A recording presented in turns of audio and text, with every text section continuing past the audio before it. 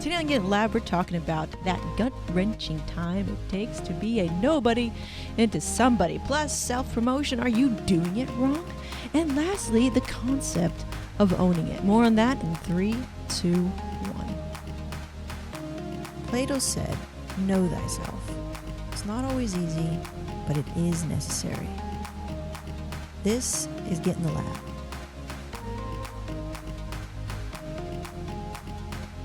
Hey, welcome back to the lab. My name is Megan. I run small little experiments to gain big life personal goals, and then I tell you about it. So thank you for being here today. I really appreciate it. It's really an honor to create the show and to have like 47 people watch it. I love that. I'm so thankful for each and every one of you. No, I'm just kidding. Seriously, guys, for every view that I get, no matter it's 1, 2, 5, 10, 15, whatever, it doesn't matter.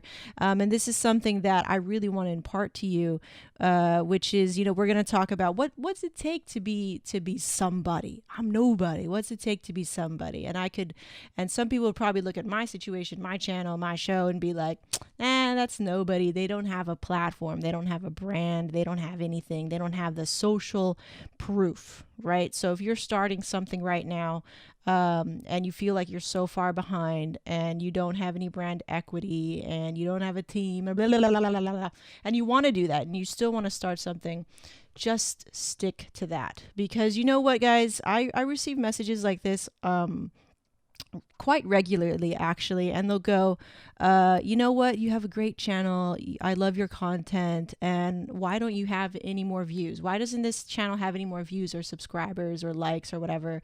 You just need to be in front of a bigger audience. And you know what, I really love that comment. Honestly, I see where that's coming from. It's coming from a good intention and a good place. But at the same time, I have to ignore you because it makes me feel like I'm not living up to a certain standard. Okay. And I understand what that standard is. Okay. Believe me, because I live in that world too. At the same time, as a creator who's hustling, who doesn't have all the time in the world, who's just like you, who just does the best that they can do and is trying to just figure it out and is running small little experiments, right, to gain big life personal goals, and then trying to tell you about it and trying to educate you about it. That's all I can do. And so when I hear stuff like that, honestly, I have to ignore it. I welcome it. It's fine. Like, I appreciate that you see the potential of the show, and you probably see the potential of other shows and other content creators who don't have large audiences that should, or that quote unquote deserve it. But yeah, like as a creator, and this is something I say to myself and remind myself, because sometimes when I hear that, it doesn't necessarily always make me feel good. It goes, cool, somebody likes it. And then it reminds me that, why don't I have more views and more subscribers? And it kind of muddles up it kind of dilutes why I do what I do. Okay. And this is something that we're all going to run into and stuff like that. And I think it's fine. But as creator to audience and audience to creator, we have to remind each other of what is really important, what the big picture is. There's the big picture that I talked about last week, which is like, your mommy could die. That's the big picture. And so you better be thankful every single day that she's still here. Right. And so that's the big picture. But the other big picture is, why are you putting out this video, this piece of content, right? Why are you writing this article? Is it just to make the number go higher, higher, higher? Or are you writing it because you have something to say and you have a message to spread, and somebody needs to hear this message because it's life-changing in a big way or in a small way? And that's really it, guys. Like, life becomes very complicated and hard to do when you muddle it with all of these, well, I'm not hitting these marks or these benchmarks that somebody else put upon me. And so it's fine. It's super fine. It's okay that I get those types of comments, and why don't you have a bigger audience, and you should be here, and you should be this and that. And you know what? I can't do that. I can't focus on that because it's just me. It's literally just me. And a lot of you out there are just you, right? And we're really just just doing the best that we can. And so there are tons of ways that I could improve that for sure. And we're going to talk about it in a little bit when we get into self-promotion. Put the blinders on and always go back to your why as to why you're doing what you're doing. Otherwise, it's no longer fun, and you're no longer doing it for what you set out to do. And now the message becomes diluted, it becomes muddied, and that's something that I don't want to happen to the show, and what I don't want to happen to your content when you put stuff out, guys. So that's always funny. And then I'll sometimes I'll get it in an email too, like hey, it's like if we were in a back alley and they were afraid to kind of back me, endorse me, support me, because I don't have the social proof. I don't have millions of followers and millions of views and stuff like that. And so endorsing my show would almost be like, yeah, but not. They don't want to put the branded stamp of approval or endorsement because I don't have that proof. And so that.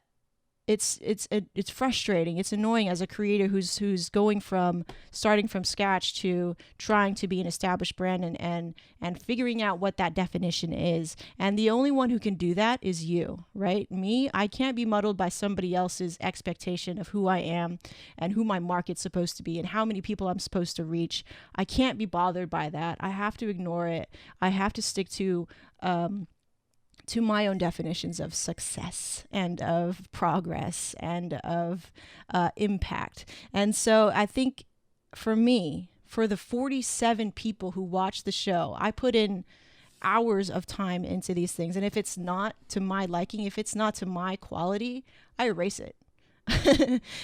Nowadays, I used to just put it up. I was like, what the hell? But no, I know what I'm capable of, and I hold myself to a standard, only to myself, a standard at which I'm supposed to put out content for me and for my audience, which are the, X amount of people, whatever double-digit number that is. And that is fine. And that is awesome, because it's like what Gary Vaynerchuk said, one is greater than zero. If you're making an impact in one person's life, if it says view and it says one, but that message is something that means something to you in that piece of content, and the person who watched that one person, it meant something to them as well, then you're good. You are golden.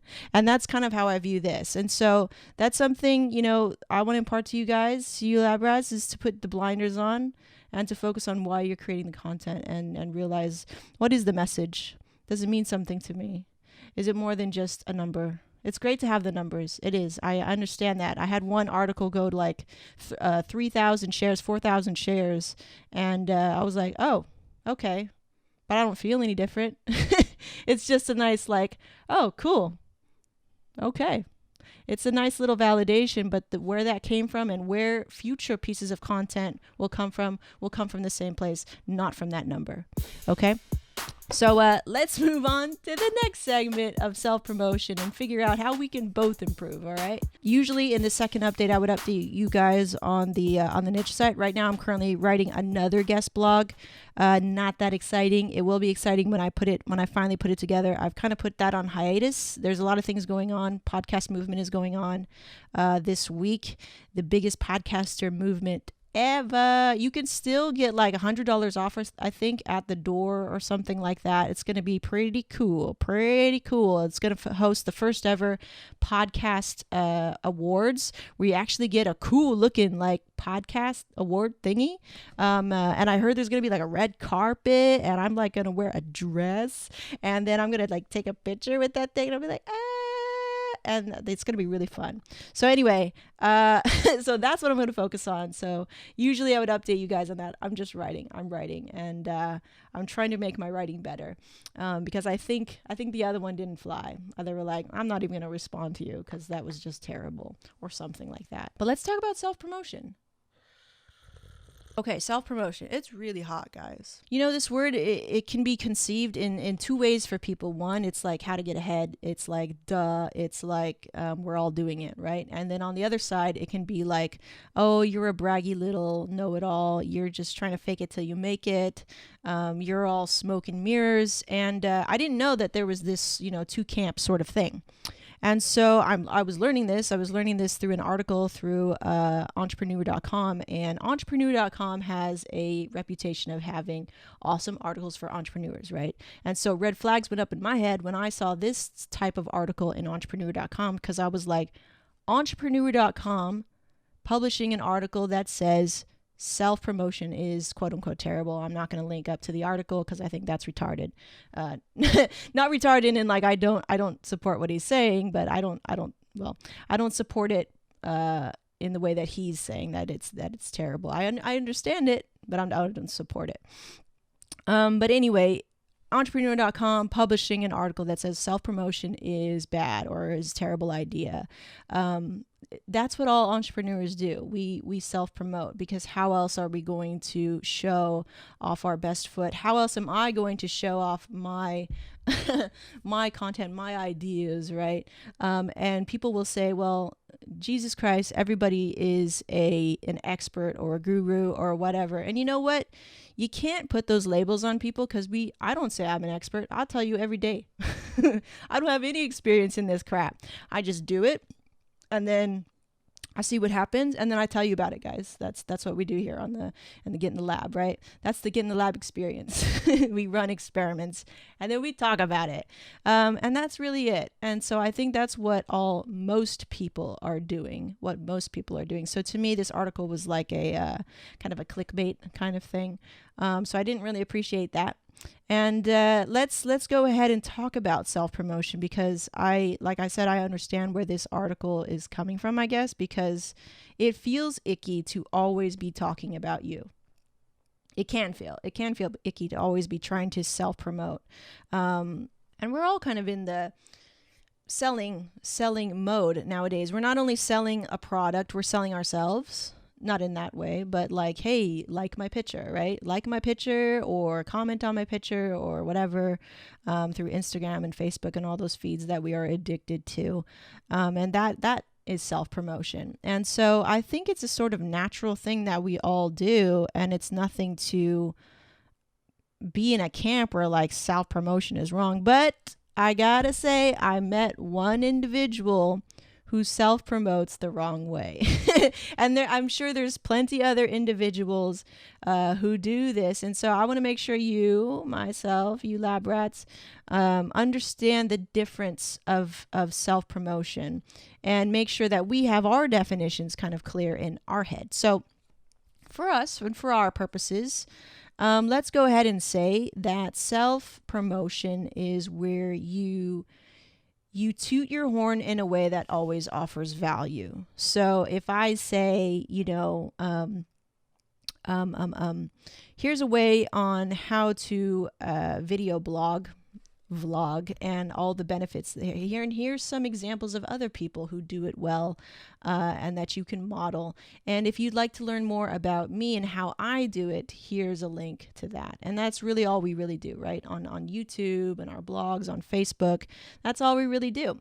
Let's think about it. What are some ways that we can all improve on our self-promotion and not have it feel kind of, sleazy or annoying or frustrating or like show-offy and stuff like that? Because I'm sure you've ran into a couple of those. Just one bad apple ruining it for the rest of us trying to self-promote on the honest way, in an honest way. Best examples that I can think of and that I want to highlight to you guys, not that I do, because I think I terribly self-promote, but I think one of the best people that I know that self-promote so well is Jared Easley, and he is one of the co-founders of Podcast Movement. He has a podcast called Starve the Doubts, but he's such a great connector and a booster of other people's platforms and their egos. He's just so generous with that type of energy and giving that type of energy out to people, that he inadvertently always promotes himself at the same time, because it's never like, hey, look at me. It's, hey, look at this person. But he's here holding you up, and the people who are viewing you as he's holding you up also recognize him as a booster in a way that's always always going to be humble, always going to be gracious, because he puts other people first. And while he's not naive and giving all of his eggs away, he does it in a way that is just so, it always feels genuine. And it is, it genuinely is. And that's the point. It always feels genuine. And I think that's one of the most wonderful things that I've learned inadvertently from this individual, is that when you provide a platform for other people to grow and to be seen, you too are seen as a connector. And it's really, really powerful. And it's something that I think a lot of us forget, because we naturally go, how do I get ahead? How do I let people see me? So why don't you try, trying to use your platform to boost other people's platforms? And this is something that I want to take very seriously with regular workshops that I want to run under Get in the Lab. We had the first one, the video branding lab, and that was really fun. So let's take a break really quick. We've got the light blinking, and I don't want to get cut off. So let's take a break, and we'll get right back into it. My friend Jared Easley, who reached out to me and created a platform to me to speak at Podcast San Diego, to speak at Podcast Movement. Granted, I had to come halfway too, right? So he does an awesome job of lending out a hand and says, here, I'm giving you this opportunity. I see what you're doing. I don't need social proof.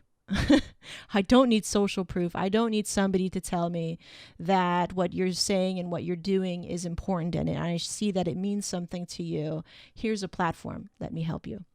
And that is something that is incredibly it's just so powerful. I can't get around it sometimes as to how well he sees these types of opportunities that are not these tactics. Well, they're tactics, but they come from an honest and genuine place, and they always put forth the other person first.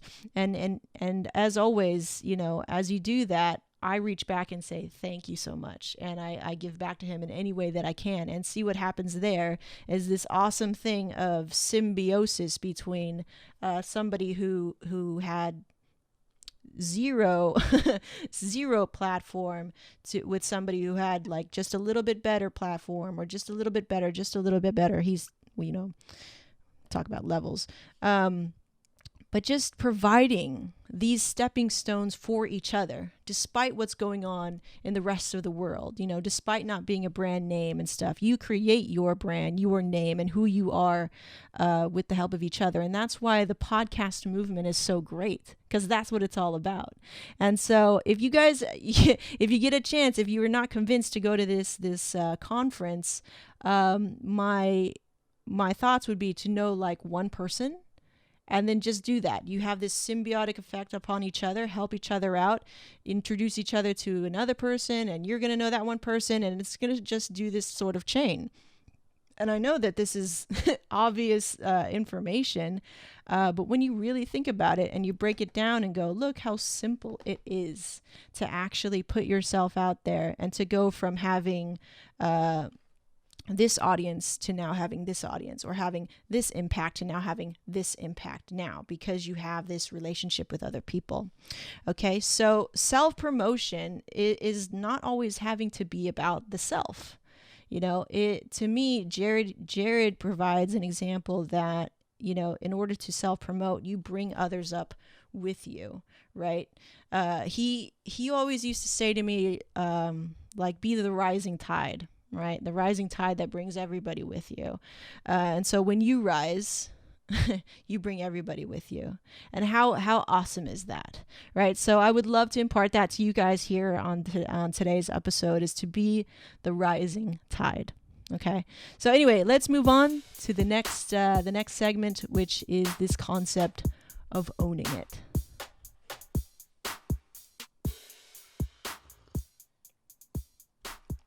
All right, owning it. Okay, so you can't see, it's off camera, but I have an iMac over there, just sitting there. It's just sitting there, and nowadays I watch Grey's Anatomy episodes on it. But that iMac and I, we go way back. That iMac and I. That was actually a gift slash motivator from Kevin when we used to photograph weddings together. And now we can honestly say that it's 7 years into this business of shooting weddings. I'm not shooting anymore. I retired last year. And we've created a business that sustains our lifestyle and supports us fully, supports me in doing what I'm doing, because I'm not bringing in the money that I used to. And I'm so grateful for it. And we worked really, really hard for him, for it, I mean.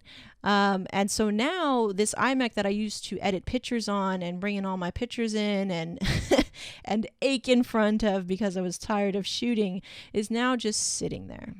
So what we're doing now with the business is trying to expand, right? I'm getting older. I don't shoot anymore. Even though I shoot like a little bit, I'm not part of that crew anymore. I don't edit anymore. Now I just blog and create content from this side of the fence.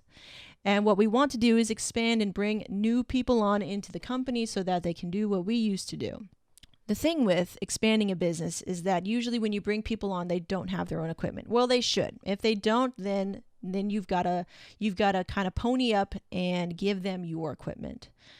The thing is, I had an issue with that because this iMac, I worked for this iMac. Even though it was a gift, I still worked to pay off this iMac shooting weddings on the side and with Kevin. And it means a lot to me. It meant a lot to me because I was paying for it. I was invested, And even though I wasn't going to become a photographer in my own right, I wasn't going to be meganphotography.com. It still meant something to me because I was invested. I owned this piece of equipment, and I owned what this piece of equipment could do beyond editing pictures and being fancy and being an iMac, right? It represented more than that. And so for me, it was really important to impart that sort of attitude, that sort of ownership of this thing, this material thing, and turn it into more than just a thing. Turn it into the idea of the possibility of what can happen when you own things like this and when you have an opportunity in front of you, and not to take it for granted and not to squander it, not to sit on it like it's nothing and not to bullshit with it, right? To take it and run with it because you have this opportunity. And that's something I wanted to impart into our workers, because it's not just, hey, come and edit for us. It's not just, hey, learn how to shoot our way and our style. It's, yes, do all that stuff, but then show me more. I just have the highest expectations of people who are given opportunities like this. And so for me, it cannot be easy. There's a reason why things are hard, guys. There's a reason why learning video and shooting yourself and getting up in front of a stage in front of people and talking, whether it's 5 people or 50 people, it's a reason why it's hard. Is because it's going to push you. It's the pressure that you need to push you to become the better version of you, right? That's why we're in the lab, right? So we can get better at what we're doing. And that is so exciting, scary, but really exciting, because once you do that in a small way, say you lose 5 pounds, right? You became a better person of yourself. You lost 5 pounds because you started eating healthier and you started working out. Like, that's a small thing in the great scheme of life. But imagine that, and you take that into your business or into your brand or into your YouTube channel or your podcast or the message that you spread or into your writing, right? Or into the pictures that you take. Anything that you do, you provide this pressure upon yourself to be better, to get in the lab and to produce content and things that excite you and make you a better person. And that's something, that idea right there of getting in the lab, right, and taking and running with it, is something that I want to impart when we take workers on. I want them to do more than what is asked, to do more than the bare minimum, to not just be down with it, but to freaking take it and own it. And I think that is just so important. And if anything, if I leave this world and if I could teach anybody anything and share my experience, is that you need to own what you're doing. You need to feel the weight and the responsibility of what you are doing in your life. It has to mean something. If not, you're just floating. And I've done that. I've done that. So believe me, it's not like I'm talking to you on this mountain where I don't know what it feels like to struggle, where I don't know what it feels like to not know what the fuck I'm doing, right? I know what that feels like. And until I started to own it, to own the bad and the good, I wasn't going to get to my life. And so now I can say that I don't have everything that I want, guys. It's not a perfect life over here. you don't see off camera what everything, all the other things that are going down. But for God's sake, like, it's so much better. It's so much better. And I feel like I'm in control, and I press go and I press stop when I want to. Right. And so that sort of control, that freedom is something that I want you guys to have. Okay. So own it. I want that to kind of seep through your mind. And that definition is going to change for each one of you. And this is just one example, one tiny blip in my life that I'm sharing with you guys, that I want you to start kind of paying attention, that being meta about what's going on in your life, so that you can go, I could own this bitch right now, right? I could own it. How can I own it? How can I own it? If you don't feel like you're in control, how can I own this situation? How can I make this mine? How can I feel the weight and the responsibility of the good and the bad? And because it can't always be rainbows and unicorns and having a good time all the time. You got to own the bad with the good. Otherwise, the good won't be as sweet. I'm telling you. So that's it for today, guys. I hope you enjoyed this episode here. It took me a long ass time to get it out, to bring this energy out of myself, because that's what it is, man. It's like, get in a fucking lab, like, make it do what you can do, push yourself to be better. I was going to hit publish 3 times on this episode. And when I was about to do it, I didn't feel it, man. I didn't feel it in my gut, in my heart of hearts, that it wasn't the best that I can do. So I hit delete. And that's what you got to do. You've got to edit yourself. You've got to realize and have that self-awareness to go, was that my best? Can I do better? If I can't do better, then fine. Hit publish. And I'll do better next time. But really, can I do better? Can I push myself? And that's something I went through right now. And it's like I had a choice to go, I'm going to take a break from making content because I can't get it right, or I can try one more time and just really give it my all and let everything hang loose and trust myself to know what I'm talking about, and to not get hung up on the small little things, and just give my best. And now I feel like this is probably not the best thing that I could do, but it's the best that I can do right now. And I feel good about it. I feel happy about it. So I hope you guys enjoyed that. I feel good about it. Thank you for giving me your time today. I really appreciate it. Like I said, going to Podcast Movement. Very excited. I hope to see you there if you're going. Look for me. I'm going to be wearing all of my gear. I got the Lab Rat tee. This is Lab Rat, okay? Not LA Brat. Sorry, I'm not a t-shirt designer. But anyway, I'll be wearing stuff like this. I'll be wearing a Get in the Lab t-shirt. I'll be wearing another Lab Rat. I'll be trying to brand it up as much as I can so that I'm recognizable and that you can come say hi and hang out. And perhaps if you would love to be on the show, you got to love it. You can only love it. If you love to be on the show, hit me up while you're there, and we'll do a little impromptu interview. That'll be really fun. I'm going to do that anyway. I'm going to hit people up and be, hey, can you come on the show? It'll be a lot of fun. So good things, guys. Dad, happy birthday. Today is your birthday. Thank you for being my dad. I think I'm really lucky. I say this all the time. I'm so thankful for you. So thankful for the life that I have. And you guys give thanks to what you have. And good things. Okay, so that was episode 8, season 3. We'll see you next time here on Get in the Lab. Once again, my name is Megan, reminding you to get in the lab. We'll see ya. Oh, really quick.